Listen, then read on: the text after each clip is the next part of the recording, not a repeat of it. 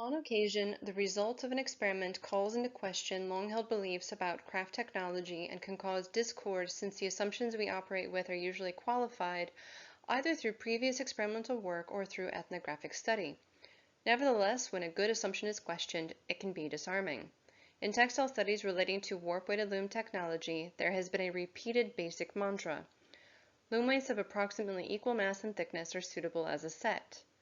The experimental program conducted at the Center for Textile Research in Copenhagen has demonstrated the importance of consistent mass and thickness among loom weights and have made a substantial evidential case for upholding this assumption. Recent experiments have produced surprising results. This presentation begins with an overview of my doctoral study and case study region surrounding the Iron Age hill fort Danebury located in southern Britain. The experiments conducted were meant to clarify some of the persistent questions of textile tool functionality that could not be resolved otherwise. In total, there were 3 experiments. Preliminary interpretations are presented with these results. My conceptual framework is a functionalistic approach posted here on this slide.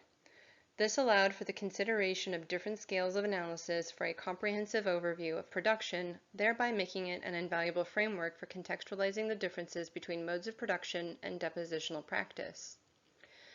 Since there are no preserved textiles from the study region, my doctoral study has examined textile production through an intensive analysis of the functional parameters of loom weights, spindle whorls, long-handled combs, and needles. My case study area is Danebury Hill Fort in Hampshire, UK, and the surrounding sites excavated as part of the Environs program. They were selected because of their landscape proximity, excavation history, evidence of textile tools, and were well documented and archived. Though Danebury has been extensively researched, the textile tools from this region have not been reassessed in light of new theoretical perspectives developed since the 1970s. The warp-weighted loom was the technological system considered in this experiment. It is comprised of a large wooden frame to which yarns are attached, and perforated weights which create tension on those yarns. This forms the warp, which is divided into front and back rows for tabby weave cloth. The yarns which are woven in back and forth form the wefts. This tensioning system for making woven cloth has no direct evidence like that seen in the Roman world, though the presence of loom weights in Iron Age sites usually indicates that a warp-weighted loom was used. Production tools have become our only available source for discussing perishable material culture. Loom weights often serve as proxies for cloth production.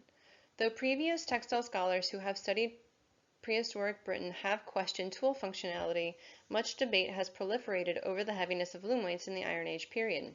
Shaftesbury suggested that any object weighing more than 1,500 grams could not be a loom weight, and Poole considered triangular clay weights to be oven bricks instead.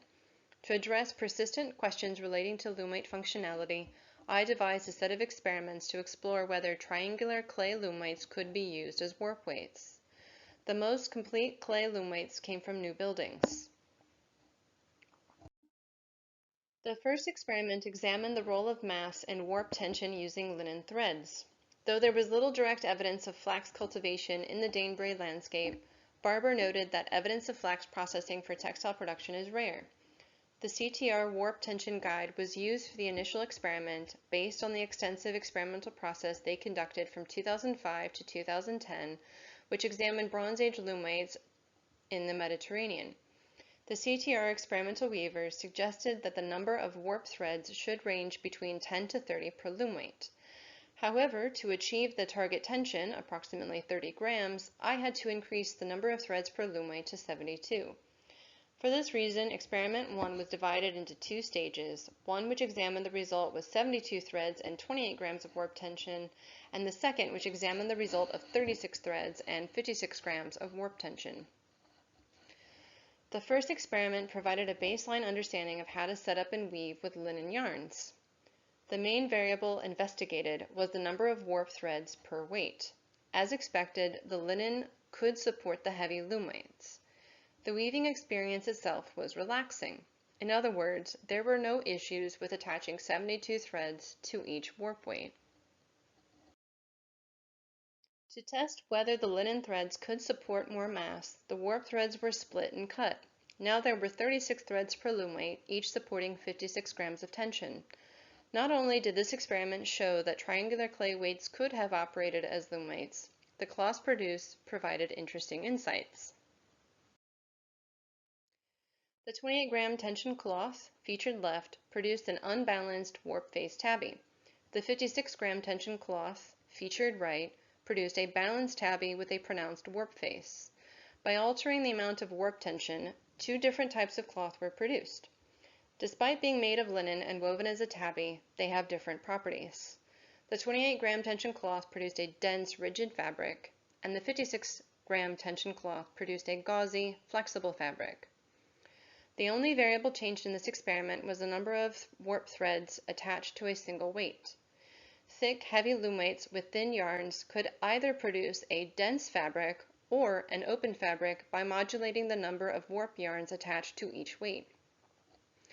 These results contradicted the conclusions drawn by the CTR researchers, who said that lighter and thicker loom weights would be the best choice for making an open weave textile with thin yarns, and lighter and thinner loom weights for making a dense fabric. The 28-gram cloth produced in this experiment is broadly similar to the Bronze Age cloth from White Horse Hill in Dorset.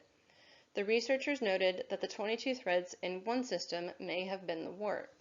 The similarities are striking and suggest that Iron Age weavers could have produced a fabric comparable to the experimental cloths.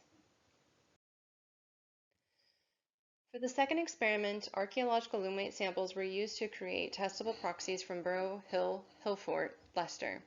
Both linen and wool yarns were used in these weaving experiments to understand the technical differences in similarly shaped loom weights with masses differing by 600 grams. The two research questions were, what differences, if any, manifest from changing the mass of a loom weight without altering its thickness? And how do the results from the lighter loom weights contrast with the cloth produced from the heavier loom weights?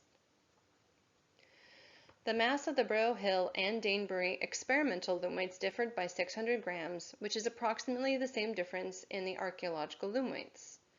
Two cloths were made, one by each set of loom weights. For consistency, both cloths were woven on the same loom simultaneously, thereby making both cloths directly comparable. In the same manner as the previous experiment, a mostly complete loom weight from Burrow Hill was selected to serve as the model. The Danebury loom weight served as a control in this experiment. Since I had already experimented with those weights previously, the Danebury loom weight experiment served as a standard by which to compare the changes observed in the cloths produced by the Burrow Hill weights. The warp tension for the heavy loom weights was 24 grams of tension per thread and 15 grams of tension per thread for the light loom weights. They both produced unbalanced warp face tabby cloths which were dense and rigid. The disparity of 9 grams warp tension difference may not have been sufficient in this experiment to manifest any differences. In parallel with the first experiment conducted with Danebury weights, the number of warp threads for the second stage of the second experiment were reduced from 72 threads to 36 threads per loom weight. The warp tension for the heavy loom weights was 48 grams of tension per thread and 30 grams of tension per thread for the light loom weights.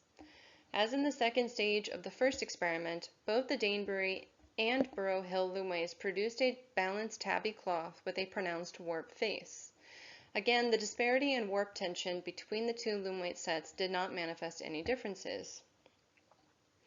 Contrary to what was hypothesized, both loom weight sets from Danebury and Burrow Hill produced strikingly similar fabrics, prompting the question of whether a large disparity in warp tension visibly impacts the cloth as has been assumed. There are significant implications of this set of experiments, and to round out this point, I set up a third experiment to explore the role of heavy and light loom weights as a functional set. The last experiment was set up with both sets weaving the same piece of fabric. The heavy Danebury loom weights were attached to threads on the edges in both the front and back rows. The lighter Burrow Hill weights were attached to the middle threads in the front and back of the loom. The premise with this setup was to examine the effectiveness of using loom weights with the same thickness but different masses to determine the practicality of this arrangement. wool yarns were used instead of linen to ascertain whether the elasticity of wool might manifest differences that linen did not. It was established in the previous experiment that both the heavy and light loom weights could produce identical fabrics. Therefore, the greater elasticity of wool should produce noticeable differences if a 600-gram variance between loom weights impacts the cloth visually. The warp tension for the heavy loom weights was 45 grams of tension per thread and 28 grams of tension per thread for the light loom weights. The disparity between the warp tension was 17 grams. I measured the area of the fabric tensioned by the heavy and light loom weights and found that they both produced balanced tabby fabrics with a pronounced warp face. The number of warps to wefts is roughly equal. Aside from inconsistencies in the selvages due to my novice weaving experience, the wool fabric looks very consistent. From the weaver's perspective, none of these fabrics were difficult for me to produce. Iron Age crafters were probably quite skilled at producing cloth this way. Weaving the wool fabric, which had variable warp tension, was largely no different than weaving the linen fabrics. The question remains, does a 600-gram difference in loom weight mass manifest differences in the fabric and weaving experience? Casually, the answer appears to be no, though more experimentation by myself and others would provide the necessary supporting evidence for this question. Many questions arise from this sequence of experiments, which emphasizes the point inherently present in experimental archaeology that more experiments will yield new insights. This set of experiments suggests that typologies of loom weight shape for Iron Age Britain are insufficient to convey what technological variability might be telling us in terms of functionality. At the beginning, it was stated that arguments about how to identify Iron Age loom weights persisted and that clay triangular loom weights may have had other functions instead of as warp weights. To revisit Chaffrey, it is asserted that heavy loom weights can produce quality textiles that would have been feasible to produce in Iron Age Britain. Additionally, Chaffrey cited the experiments at CTR as reasoning for dismissing heavy objects as loom weights. This experiment has shown that the CTR conclusions were not comprehensive, and the points raised by Chaffrey have reminded experimenters that caution is necessary when interpreting our results. The propagation of the CTR results has been uncritically applied to the British Iron Age loom weight assemblage. This is a form of technological reductionism which does not characterize what could have been produced in Iron Age Britain. The wool experiment showed that a 600-gram difference did not critically impact the fabric and produce a cloth that is consistent with textiles recovered from East Yorkshire, UK, for the same time period. Therefore, the number of warp threads per loom weight as suggested by the CTR is a guide, not an absolute, and warp tension variance may be less critical than previously assumed. These experiments show the importance of considering the realm of possibility. In lieu of textile remains, it is more relevant to discuss loom weight functionality more inclusively. Furthermore, this experimental sequence has afforded the opportunity to consider some of the reasons why the Burrow Hill and Danebury loom weights share similarities in the thickness parameter, but not in the mass. One thought might relate to the number of loom weights that could be attached to a wooden frame during the weaving process. The heavier mass of the Danebury loom weights may have prevented weavers from creating wide cloths. The lighter Burrow Hill loom weights may have afforded more options regarding the width of the cloth. More experimentation is required to investigate the suitability of different yarn thicknesses for both loom weight sets. This parameter was not examined but could be informative of how yarn diameter impacted loom weight choice. Similarly, exploring weave structures beyond tabby could reveal details about cloth construction with heavy loom weights not previously recognized. In summation, the basic mantra that similarities in loom weight mass and thickness might constitute a set is applicable in some circumstances, but not all. As an assumption, it needs to be qualified and contextualized within appropriate discourse. The CTR results are likely most appropriate for discussing warp-weighted loom technology in the Mediterranean of the Bronze Age, and less so for Britain during the Iron Age.